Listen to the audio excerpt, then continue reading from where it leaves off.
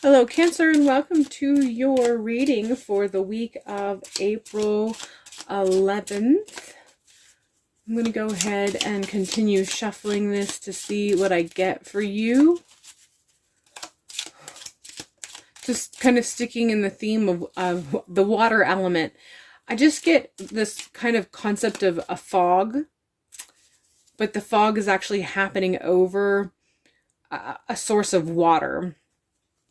You know, so like a fog or a mist over a lake or a pond, or even along the shores of sea, and there can be some troublesome feelings with it, because when I really try to take a closer look at it, I'm getting the sense of, I'm getting the picture of the shores where it's rocky and you need a lighthouse to be able to see through it because the fog or the mist is so heavy.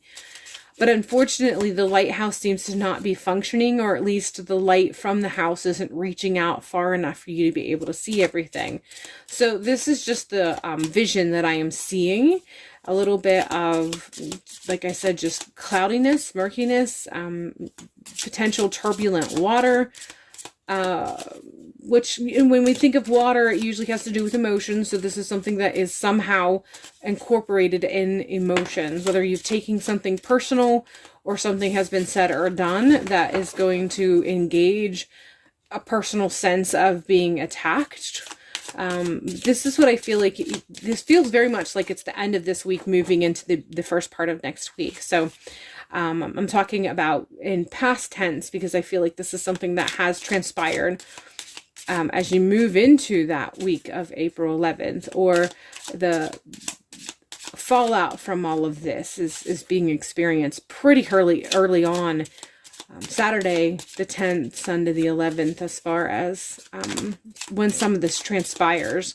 So I'm going to go ahead and finish shuffling here to see what we kind of have to expand on that, or to show us what we need to know as far as furthering that information for this particular week for the sign of Cancer. Getting a sense of, I could go with a couple messages. We'll go with this card here. We have Key. I feel like the key is coming through to let you know that you, this is okay, you have the key to unlock the lock. Is the first thing that comes to mind. But then the other half, or the other part of that, is coming through, is letting you know that you need to find the key. So seems kind of contradictory, right? You have the key, you need to find the key. So I feel like that the reason why it seems like it's kind of butting up against each other, they are going against each other, is because you already have the key. You've always had the key, but somewhere along the line you lost the key. So whatever it is, the situation, the scenario that you are going to be experiencing as you end this week and continue into the beginning of this week, I should say, end the prior week and begin this week, the week of April 11th, there's going to be a familiarity to it.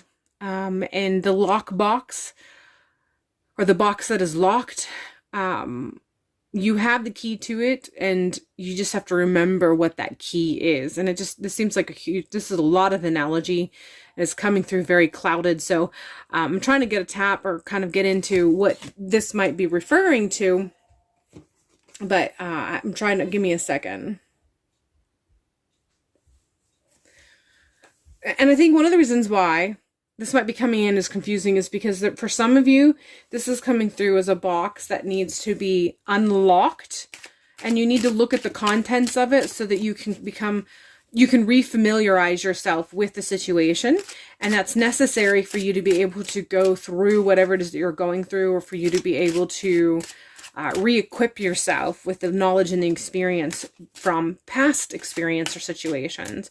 But then there's some others of you that there's a situation underway, or that is unfolding, and your emotional involvement in it is calling you to close the box and lock it up, and just let it go. So you know who you are. You know those of you who have a lockbox of emotion that you've been keeping locked, and have been doing your darndest to keep that box closed, and are refusing to use the key to unlock it, to refamiliarize yourself with it. And then there are the other of you who the opposite is true. You are very much emotionally involved in the situation, and there's a part of you that knows you should be locking that stuff up and walking away.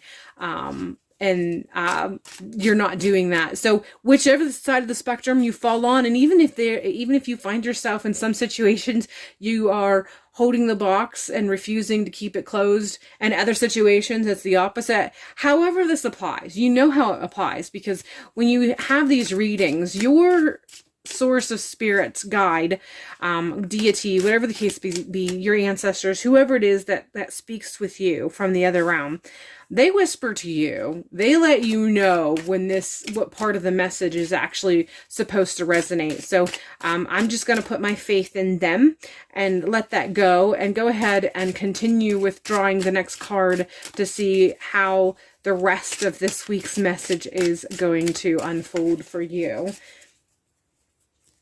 We're following this with the Death card. So all in all, I feel like no matter where you are in regards to this lockbox that I was referring to regarding your states of emotion and how you're supposed to be approaching it, it doesn't matter which, either end of the spectrum does not matter. There are some things that it's just time to kind of put to rest. It's time to lay to rest, because there's a sense of transformation waiting for you. There's a sense of change waiting for you.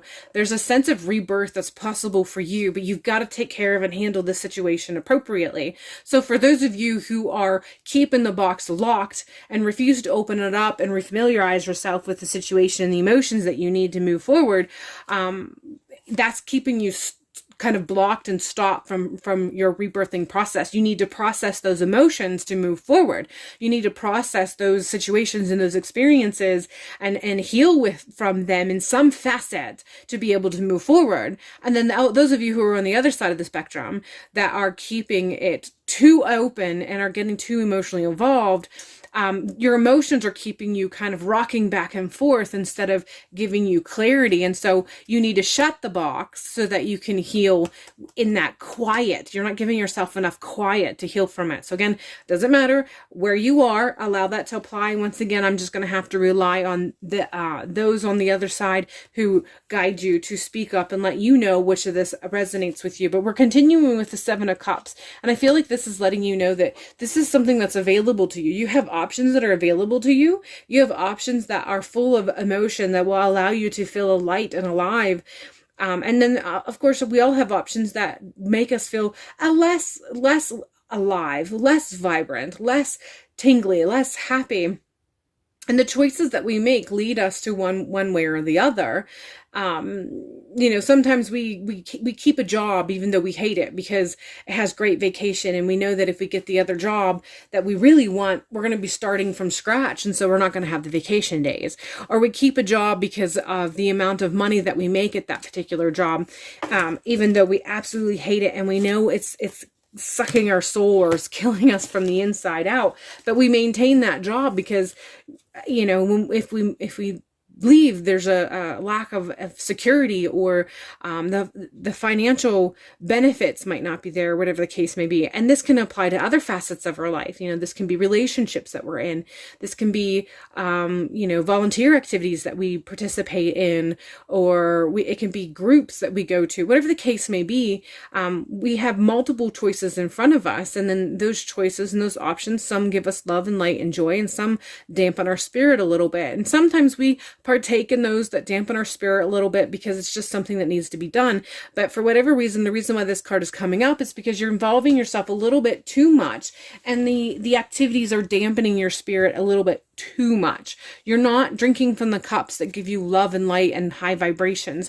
And so if there are things that you have to do and you have to follow through, if you do have things in your life that are offering cup offerings that are full of a little bit less love and light, but you have to do them for whatever reason, whatever the case may be, it's something that needs to be done, you can't walk away from it, then you stick with it. But while you're doing that, make sure you grab the cup of love, light, and joy every once in a while and take a sip from that. But essentially, there are parts of this, though, there are choices that you are or have been making that when you go through this week, you're going to come to realization that you might need to put some of those cups down and not return to them. It's time to make some changes, and those changes are really asking you to walk away, put some things to rest and walk away so you can experience a rebirthing. Ace of Wands is letting me know that there are some new actions. There's going to be some energy for some new actions, a new pathway, a new perception that's going to be waiting for you this particular week. I feel like as these events occur and unfold, and you become a little bit more aware of that lockbox that I was referencing, and whether you should be locking it up or opening it up and how that applies to you. And you become more familiar with this concept of things that you need to be laying to rest so that you can go through a rebirth process. You'll go through a time period where you'll start to look at the cups that you sip from on a regular basis every day, and what ones of those may be low-key poisoning you and you need to toss aside. And ones are just bitter because they're just a bitter drink, or it's like a dry wine. Some people like it, some people don't, but it's not really killing you. It's just not pleasurable, but you still got to go through it.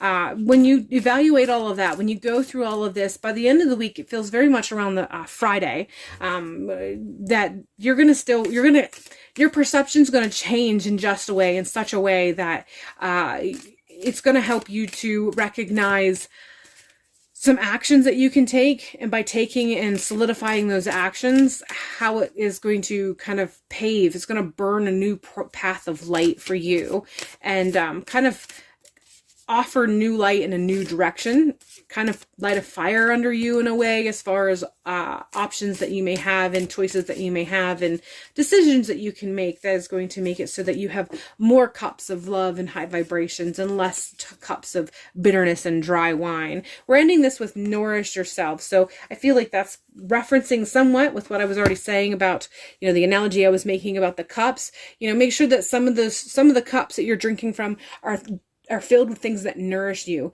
and that goes for body, mind, and spirit. Make sure that you are drinking things that nourish you. Make sure you're doing things that nourish you. Make sure you're consuming things, be it conversations, food, actual liquids that you drink, things that you read, things that you take in through your eyes via entertainment. Make sure that you are getting a healthy dose of those that nourish you, body, mind, and soul, most especially as you move through this particular week. Okay, all right, Cancer, that is all I have for you for this reading.